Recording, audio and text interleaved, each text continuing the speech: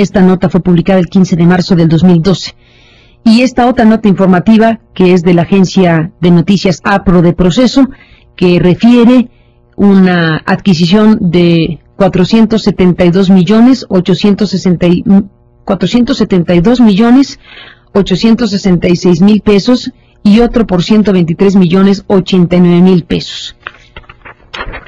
Imposible imaginar para mí la cantidad de despensas que se pueden adquirir en solo estos estados de la República Mexicana con dinero público. Y bueno, pues veremos si los estados de la República aludidos en esta revisión de estos documentos que nos fueron entregados pueden explicar con claridad a dónde fueron estas despensas, en qué cantidad de despensas podemos imaginar con cifras de este tamaño, miles de millones de pesos, porque al final de cuentas ese es el tema, miles de millones de pesos. Por lo pronto, en la suma de contratos asignados en total, pues es 2.293 millones de pesos utilizados exclusivamente para despensas con dinero público de estos estados de la República Mexicana, y cuyo eje común es que todos fueron o licitados o asignados a la tienda Soriana.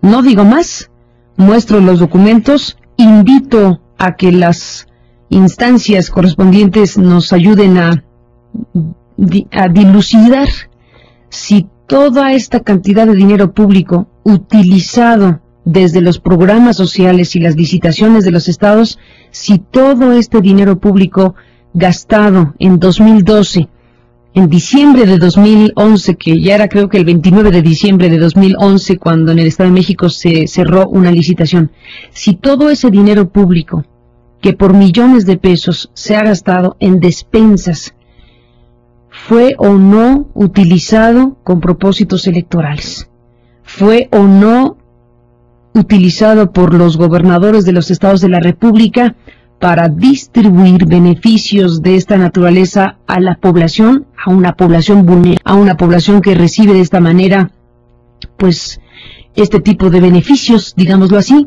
y si eso tuvo o no una utilización político-electoral. Queda como la gran duda que tiene que ser dilucidada por quien tiene que dilucidar este tipo de situaciones que están en medio de un proceso de impugnaciones en curso, como la ley lo establece, como sucede en las democracias. Que nadie se asuste de que salgan a la luz los asuntos, siempre y cuando tengamos las instancias legales suficientemente preparadas y suficientemente a la altura para procesar apropiadamente las informaciones de que se disponen por parte de los periodistas, que es el caso, o por parte de los partidos políticos, que son los que formalizan las denuncias. Nosotros lo que hacemos es informar y decir, en este caso y en esta mañana, aquí hay algo que seguir. Aquí hay un elemento de información que debe ser seguido, porque puede o no estar en la lógica de las propias impugnaciones que dicen aquí hubo una compra masiva, una coacción masiva para favorecer una candidatura presidencial, o una elección de tal o cual estado, o un gobernador de tal o cual partido que benefició a tal o cual candidato. Estamos frente a un fenómeno en donde ciertamente nadie se salva. Como decía Alianza Cívica el día de ayer en la entrevista que sostuvimos con ellos en CNN, la práctica de compra y coacción del voto es una práctica tristemente común en México, tristemente arraigada en México. No hay prácticamente partido político que se salve de este tipo de prácticas.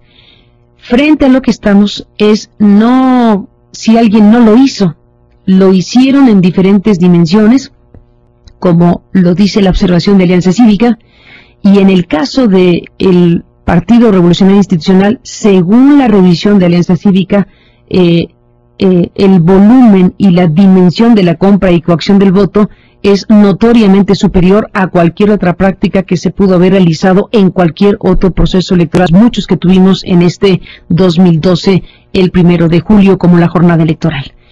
Por eso se centra la atención fundamentalmente en el PRI y la impugnación al PRI que hace, y cuya voz en este caso es la que ha sido traducida en un recurso legal que tendrá que resolverse en lo jurisdiccional.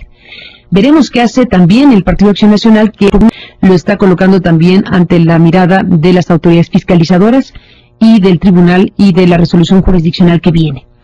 ¿Cómo se va a calificar finalmente todo esto?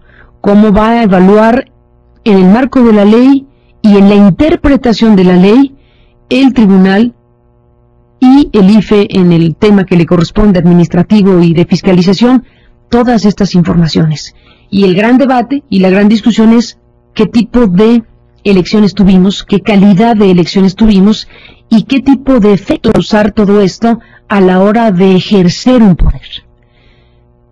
Un terreno es el de la legalidad, otro terreno es el de la legitimidad, y la legitimidad se construye cuando queda transparencia y claridad no solo de quién ganó, sino de cómo ganó. Por eso cuando el PAN plantea, nos reservamos nuestra postura hasta que se termine de que vamos a plantear una agenda, pues está hablando precisamente de esta dualidad fundamental en un ejercicio democrático. Tan relevante es la legalidad, obvio, es la condición sine qua non para que un gobierno llegue, como la legitimidad.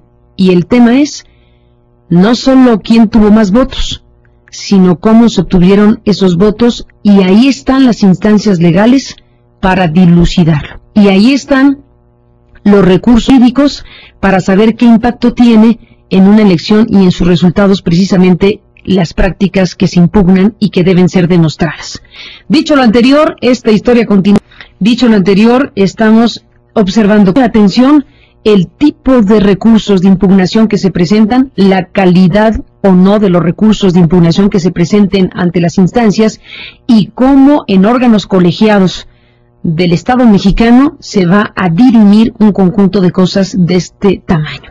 Así que lo dejo para que en este fin de semana pues pensemos, evaluemos todo esto que tiene que ver con nuestra ya muy prolongada aspiración a una vida democrática que incluye procesos electorales que no solo tengan resuelto lo que ya tienen resuelto, que no es poca cosa, como el tema de contar los votos. Buena noticia, decíamos, que el recuento de los votos nos haya dicho que funcionó el conteo rápido. Buena noticia para México que el recuento de los votos nos haya dicho que funcionó el PREP, el programa de resultados electorales, porque coincide lo que se contó en ese primer circuito con lo que ha sido el voto por voto de las últimas horas. Buena noticia que tengamos esa parte de los procesos electorales bien resuelta, pero la historia no termina ahí.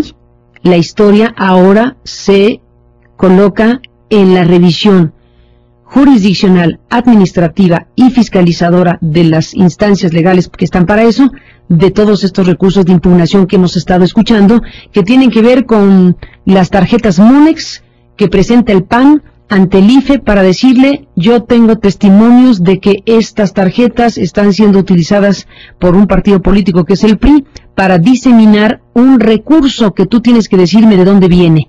Abrió el IFE la cuenta de Monex, esa cuenta de Monex, y dijo: ajá, aquí hay 70 millones de pesos de una persona moral que está suministrando a cerca de 10,000 tarjetas Monex.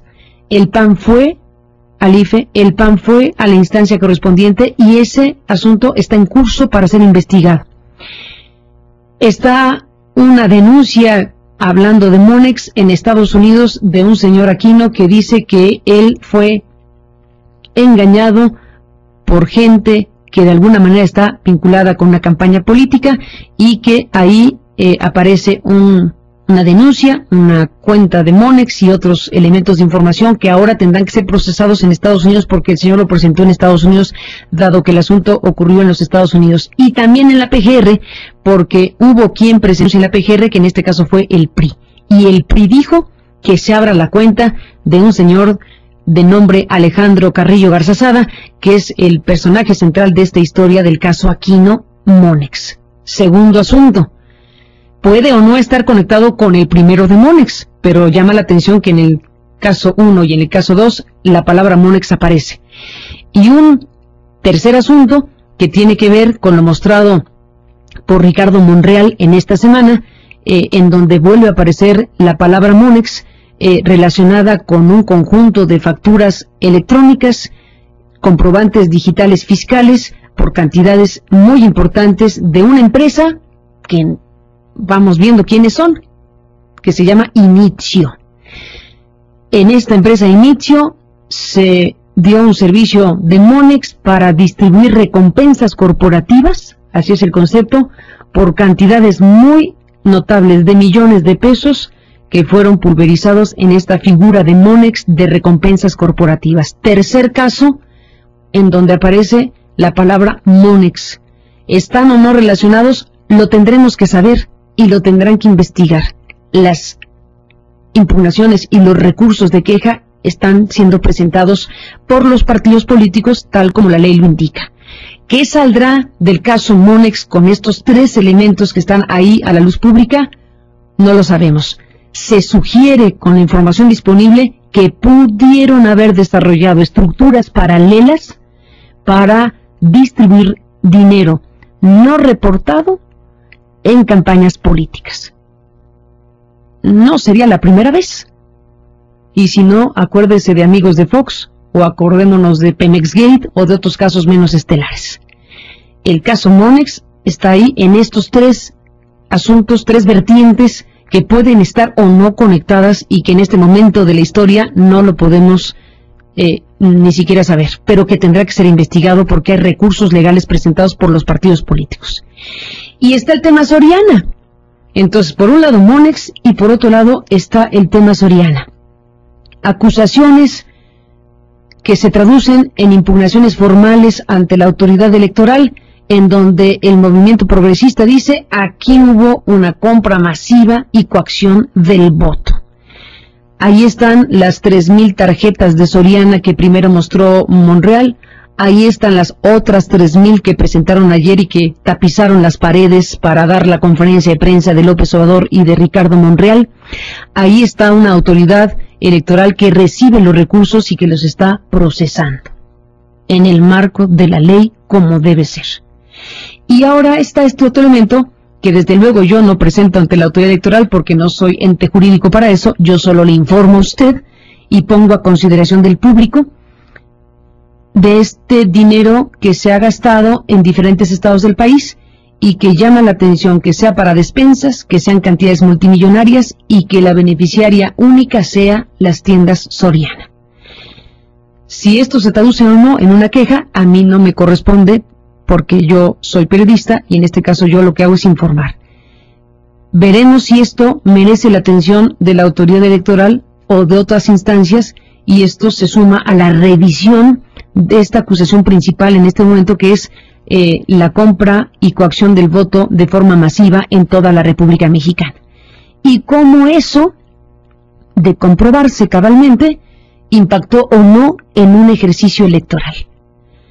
Nos dijo Jorge Alcocer en la conversación, una de las conversaciones que hemos sostenido con él, que todas estas prácticas que se están acusando, en ninguno de los casos es causal para anular una elección.